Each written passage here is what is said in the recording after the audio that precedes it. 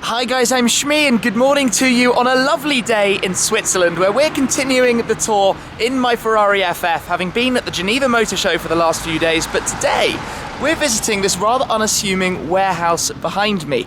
We're heading towards the mountains, but I couldn't resist stopping here because this is the home of Elite Garage. Now, Elite Garage have about 1,000 cars in stock, all cars they own, some of which are for sale, but it makes for quite a remarkable collection. So we're going to head inside and take a look around because trust me, in there will blow your mind. There is so much to see and look at. And also, while we're here, you see that Mercedes-Benz CLK DTM just there? One of 100 in the world, £180,000 when it was new, 5.5 litre supercharged V8, 574 brake horsepower. Well, I'm going to get to take that out for a drive in a moment, which is going to be quite exciting, so I'm looking forward to that. But for the minute, we're going to head inside where most of the sort of special cars are located to have a proper look around, and take my word for it, this is going to be awesome. Okay then, this is a little bit ridiculous. And Benzene Ben's already been having a look around. This is unbelievable. They have everything. It's like Porsche alley. Yeah. I can see the sort of row of Lamborghini doors up. Ferraris are just in front of us. Ferrari aisle. Which one would you like? Some nice things like an original Speedster right there, Quattro right in front of it. Where does one actually begin here? Like, how do we choose where to take a look? I can spot the nose of an SLR next to the McLaren doors. Tech Art GT Street RS on a GT2. Let's go to the Lambos. Why not? Because the doors are up. Because Murcielago. Vanquish, original, well, previous, not current Vanquish. But there's like a lot of stuff that stands out. My voice is going. I'm in so much surprise. That's just a 360. Yeah. Move on. Almost fools you into thinking it's a challenge. So we've literally got Murcielago, LP640, LP640, Murcielago, and everything that's tucked in behind as well. Advantage Roadster at the end there. A bright pink Mercedes. Yeah, everyone needs a bright pink Mercedes SL. 190E, that has a ridiculous wing on the back. Goodness. It's like, hey, an EB110. There are not that many of them. No. That's, yeah, that's cool. What is this? 110 GT SS, EB110 SS. Okay. The predecessor from Bugatti, I guess, to the Veyron.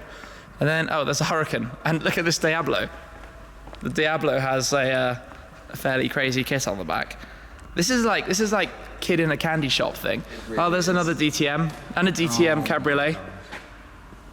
This is, it's like, you just walk around, there's all the Rolls Royces, the Phantom is huge, some Bentleys, I can see some more Lambo wings, that DBS Volante, that is nice, that is really nice. Very nice colour. Keep going up, the camera, I'm just spinning it around like a crazy fool because it's everywhere I look, there's something exciting to kind of point at and show you. Is that a Superleggera? Superleggera without the side stripe on it. XJ220. You just walk up the line, you're like, I didn't see that. Yeah. And again, an SV. I didn't notice the SV, so they only built 185 SVs. There's one of them. There's one of them. And there's another one of them. The other side of the two Aventadors, Aventador and an Aventador Roadster, and an AMG GT. And this is the other end of the Ferrari line. This is a bit unusual. This is a 355, I think, in theory, but it's got a big wing on the back. What are we? Just a 355 with a big wing on the back and some racing harnesses. Got it right the first time. R34 GTR. My audience will kill me if I don't show them that in a bit more detail as we go round. Is that the Midnight Purple? So everybody loves those. What else do we have? Ruby Stone Red 964 RS. That stands out just because of the colour. Can't believe that. That was actually the launch colour of that car. Was it? Which is, yeah, ridiculous. The matching brake calipers as well. Does it? Oh gosh. If you can see that through. Like Porsche wings, GT2s, turbos, all sorts from the different generations. Another Tech Art, GT Street up there. Lamborghini Espada, is it? I think at the end. Okay. Crazy. And I've been told to go through the shutter at the back and have a look as well. As if this wasn't enough cars, we can pull this open and reveal even more to you. And we didn't even get to where the SLR is, next to the 412Cs down there. Yeah. Okay, through here, we enter a new world with even more cars. Boom. We've got the BMWs. This is, it just goes on. This is ridiculous. That's nice. What's that? Oh, 323, M3 CSL just behind. Alpinas, a couple of Alpinas actually. Some Corvettes, Z06. What is all of this? Lots of Mercedes, lots and lots. Some unusual things coming round. Some Alphas here. Cobra.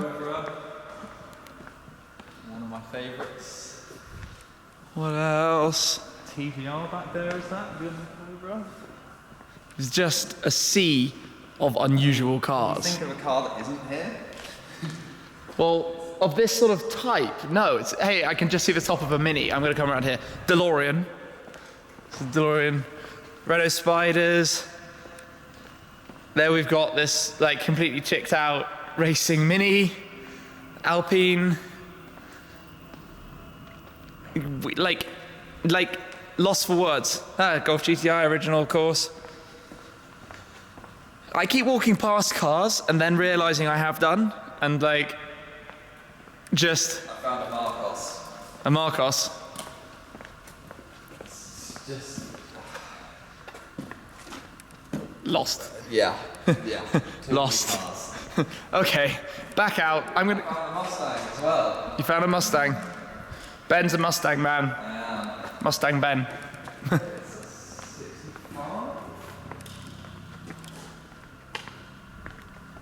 Can't read upside down. Nobody knows why it's Mustang Ben. Lovely. Ben has a 60s Mustang. 67 fastback. 67 fastback. This is immaculate in here as well. You're like rubbing your hands in. Nice and I want fine, it. I have to say. Like, it pains me to say so, but this is very well upkept. Okay. Let's venture back to the other side of what must be about. How many cars do you think there are in here? 500, 600, 700? I don't know. It's gotta be, I mean... We've only S65 and another one. I just lost for words. This is ridiculous. I feel like I'm not done. There's an 8C here, and I always thought they looked so lovely. Just down from that SLR and the 12Cs on this row of cars that goes on and on and on. These are obviously the vehicles you need to navigate this space. To get around with a little car and the bike and the quad. Just incredible. Back outside then to take a look at the DTM. So only 100 of them in coupe, 80 cabriolets as well. But this was basically built to celebrate Mercedes' success in the German DTM racing series. So it looks a little bit like the race car. The super wide arches that just stick out like crazy. And it goes 0 to 60 miles an hour in 3.9 seconds. Top speed is limited to 199 miles an hour. This is a 2005 car. Cost, like I said, £180,000. It's about 230,000 euros at the time. It is a very stripped out, hardcore, carbon doors, solid bucket seats, nothing it doesn't need. Well, I say that, it's got the Mercedes command system. But let's just jump in and fire this up briefly. Stepping in. This is one of those cars that a lot of Formula 1 drivers own one because of the reputation it got very quickly. There we go, the V8 in life. CLK DTM. Let's go for a little drive. First impressions, it feels seriously raw. You've got this tiny race sort of style steering wheel, Alcantara finished of course, strapped in with the 6-point harness into the bucket seat, everything around me and behind carbon fibre. So normally the CLK was obviously a 4-seater. This thing has the back completely removed. We've got a strut brace right across behind the seats for additional rigidity, but everything everywhere is carbon fibre, which obviously 12 years ago or so was a pretty new thing for a road car. Obviously they only made a very small number of them, so it came at quite a high price tag, but I think that's pretty much only ever gone up ever since. It's got an old school style automatic gearbox. It was pre the days of the double clutch, which means shifts are a little bit slow, but the noise you get is so raw. You have the supercharger whine, you have the sounds building up, and it's such a kind of intoxicating sound and feel. The turn in is really, really nice going through corners. It's quite a tight sort of ratio, so you just sort of point and go. But I gather it's a bit of a savage beast if you push it as well, so you have to be a little bit sensible and careful. Let's open it up a little bit then. Very, very raw. That is basically the best way to describe this car. Brake feel is good and solid. You feel super involved driving it, and that's kind of the point, and that's why they ended up in the hands of so many racing drivers. Concentrating obviously quite a lot on the car, given it's pretty special what it's capable of. There's a lot of torque from very low in the rev range. You don't actually need to shift very frequently. You can be in a higher gear and just pulls away no problem at all. It's actually a serious amount of torque.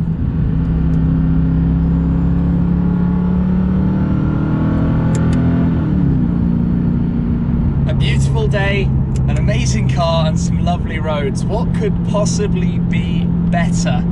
It's pretty smooth here, but even still can tell how firm the suspension and ride is in the car, which is unsurprising given it's positioned obviously for the track. You want to get that turn in. To get the turn in, you've got to dial up the stiffness. But this thing, it just feels really good to drive. And it goes pretty well. And we're back at Elite Garage, but that was quite a lot of fun, needless to say. It's a very rare car, very special opportunity to get behind the wheel of it and give it a go. I'm just going to come in quickly and show you in the rear that I mentioned, because I don't think I showed it much before, but you have this ginormous carbon strut straight across the back, which amusingly is exactly the same kind of design and style as in the AMG GTR, but everything else back there is just carbon fibre sheets and planks, even right up to the rear windshield, where you can see that wing out the back.